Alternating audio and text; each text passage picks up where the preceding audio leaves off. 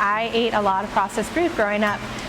Organic food is expensive. You go to Whole Foods, the tomato is $4, and I can't afford that. So how do we get this nutritional food that's not laced with pesticides into the hands of people that need it the most?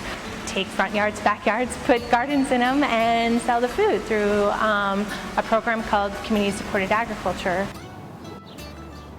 This is Urbiculture Community Farms Front Yard. It was the first one we did, started 3 years ago. We really do bio-intensive gardening where we plant things that can be harvested multiple times or can be compacted in a small space. And then we try to do at least 3 crops in the same section throughout the year. So we start with spring crops, then we go to our long season crops, and then we'll plant fall crops. So that's how we can grow a lot of food in small spaces.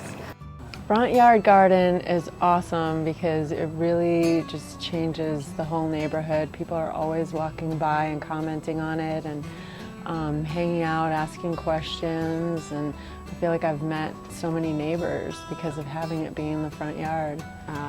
You can tell just within this neighborhood, it's spreading. Like the different neighbors are saying, oh, I want to be involved, and the yard just 3 blocks down just give up their front yard to grow food, and I think it has a really positive chain effect.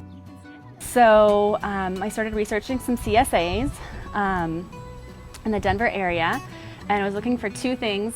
First, price, because that was important, and second, like the most local.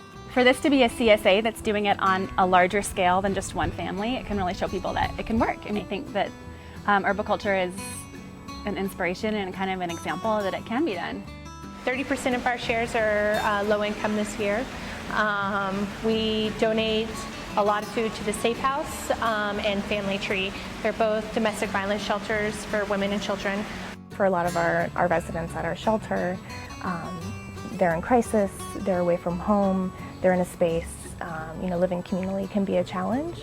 And for a lot of people, I know for me, cooking gives me a sense of comfort and a sense of home. So for our residents to be able to cook meals and share recipes with other residents that remind them of home and remind them of good times is a really beneficial thing for them.